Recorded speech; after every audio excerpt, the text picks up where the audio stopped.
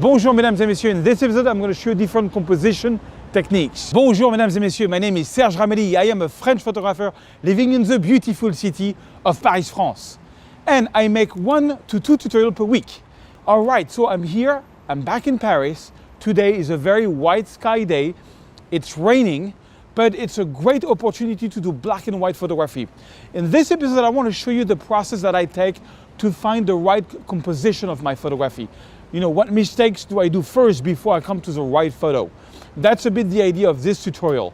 So come on with me, follow me in Paris, and let's make some photos. I'm singing in the rain.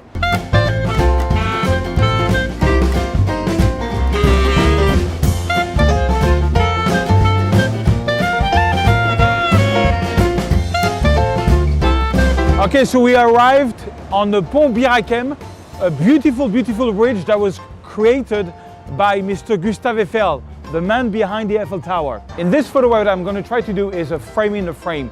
We have a very natural frame here of the Birakem Bridge, magnific bridge. And what I'm going to do is I'm going to take by hand, because it's daylight. I'm not going to do a long exposure because there is no reason to, because we don't have clouds, we don't have water. But I'm just going to try to do a frame in a frame. And I'm going to try to go low so that we get the whole frame and the Eiffel Tower. So I'm 1635, I'm at like 18 millimeter, very wide. And I'm gonna try, all right. So if you stand up very high, the problem is that the Eiffel Tower almost touches the arch. If you go a little bit lower, then I don't have that problem. It's actually a cool framing. We could make a nice black and white photo where I have two arches and the Eiffel Tower.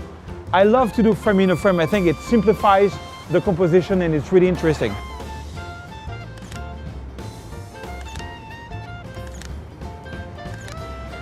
I'm gonna even try a panel. I took 4 photos and I see if I can stitch them together and make a panel. It could be interesting. But I love this frame in a frame. Okay, let's find something else. One thing that is very interesting about this bridge is that it's got amazing leading lines with all these arches. So I'm going to try to play around with that because it gives 3 dimensions to your photo. It gives depth. So let's play around with that a bit.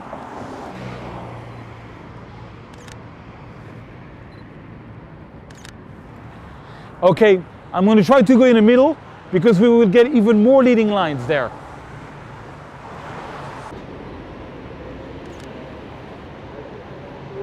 So this is an interesting framing, but it only works if you are like at very wide at 16, where you can have all the leading lines of the bridge plus the Eiffel Tower. Okay, so now we have different framing, mostly frame in a frame. Let's go to Lightroom and Photoshop and retouch it. All right, so we're back. I'm using the latest version of Lightroom here in 2025. And so I have this photo, which it's kind of cool. It's a little empty. I have the choice with this one, but remember this one, the Eiffel Tower touches the top, which is not a good composition. You want to, it's all about the Eiffel Tower. This one is not good because it's got a guy here and it's got a car here. And this one, not good either. We also have the option of the panorama. This is photo number 1, number 2, and number 3. So I'm going to select all 3, right click, photo merge, panorama. Now, the problem with this one is the best way to do a panorama is to use a perspective mode. But if I do that, it says unable to merge the photos, which is not great.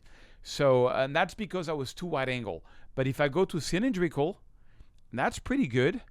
And I also have the option to boundary wrap. Let's see what boundary wrap is going to do. It's going to sort of stitch the photo so that so that we get all this missing pixel. What I usually do is I do a little bit of boundary wrap and I do a little bit of fill edge. Fill edge is gonna basically use AI to create the missing pixel, and then I'm gonna create a merge copy. All right, so I got the choice between these 2 photos. This is just one framing and this is the panorama. So what I'm gonna do, I think I like the one framing. It's just more simple. So what I'm gonna do is I'm gonna do a black and white conversion here. And then on this one, so it's all black and white, I'm gonna open a shadow here. And I'm going to bring down the highlights, and that's going to make it very grayish. But then I'm going to hold on the Option key on my keyboard, and if you're on Windows, it's the Alt key, and I'm going to bring the blacks all the way down here until you get about 5-10% of pure black. It's amazing, it's incroyable.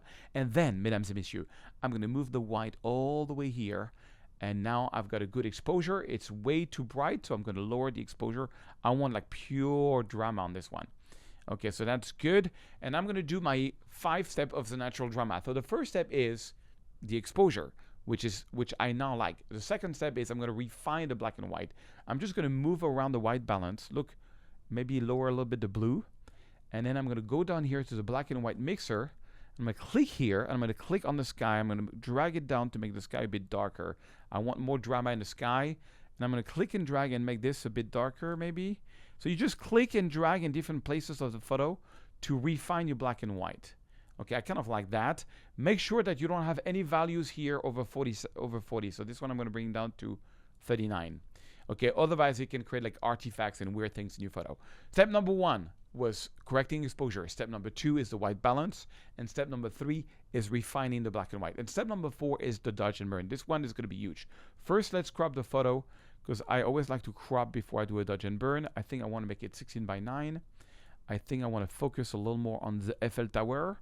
Something like that. I love it. It's amazing. Okay, I like it. And now, mesdames et messieurs, here's what's crazy. I'm going to use this here, called the local tools. That little circle is the power of Lightroom. It's amazing. I'm going to take the linear gradient, and I'm going to click and drag here, and I'm going to make this way darker. I really want, I want the Eiffel Tower to come out of darkness. And then I'm going to go here, and then I'm going to do another gradient here, and I'm going to make it darker. I want the Eiffel Tower to come out of darkness, but I still want to remain some of the texture here.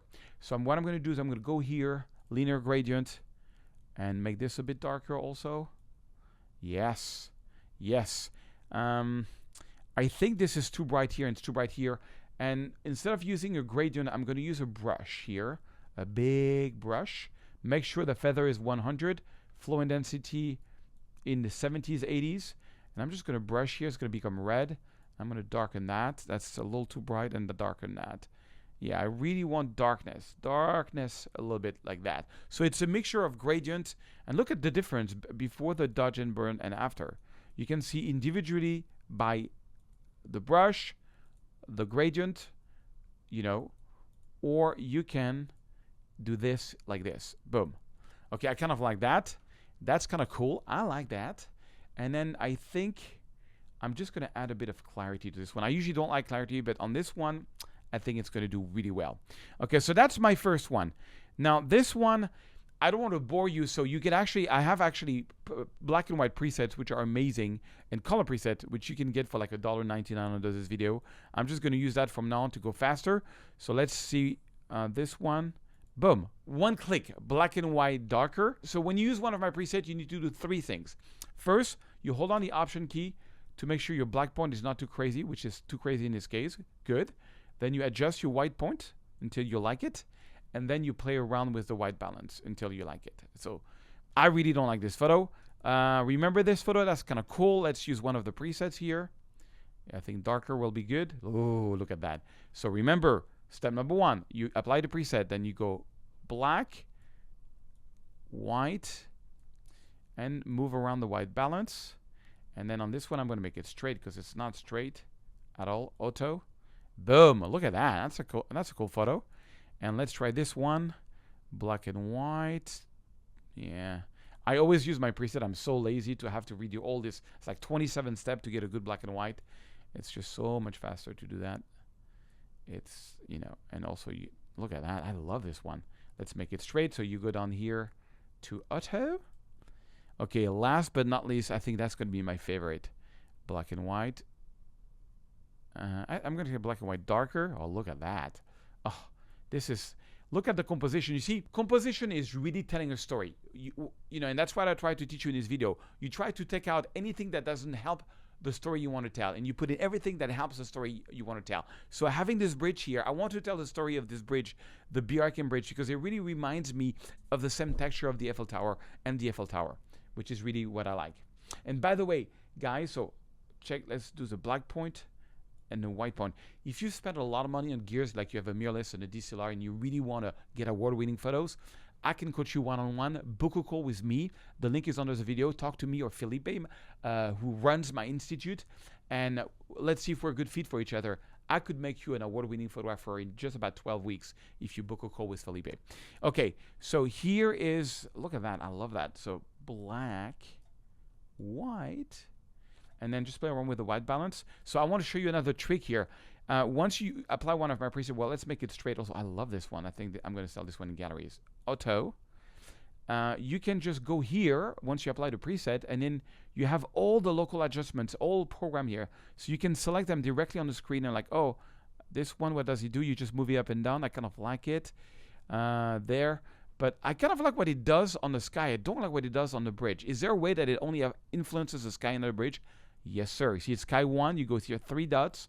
If you type intersect mask with sky, what that's going to do is going to just make it that the gradient is only on the sky. Check this out. Before, after. Let's check the next one. The next one, same thing. I like what it does on the sky, not what it does on the bridge. So 3 dots, intersect mask with sky. And now that, oh, it makes the sky. Okay, cool. I like that. And then we have a gradient here for the right corner. We have a gradient here for the bottom, like that. We have a gradient here for the left corner. I kind of like that. And I think I want to make the right corner. I'm going to add one more. Let's go crazy. Let's add one more just for the right corner. Sorry, the left corner. Just like this. And then here we have a circle. Where do we want the circle? I think we want the circle about here. And voila. Look at that. And maybe add a bit of clarity on this one. I think this is one of my favorite of that video. Make sure you subscribe. I have an incredible video coming out very soon. Make sure you subscribe and I'll see you then. Merci beaucoup. Au revoir, mesdames et messieurs.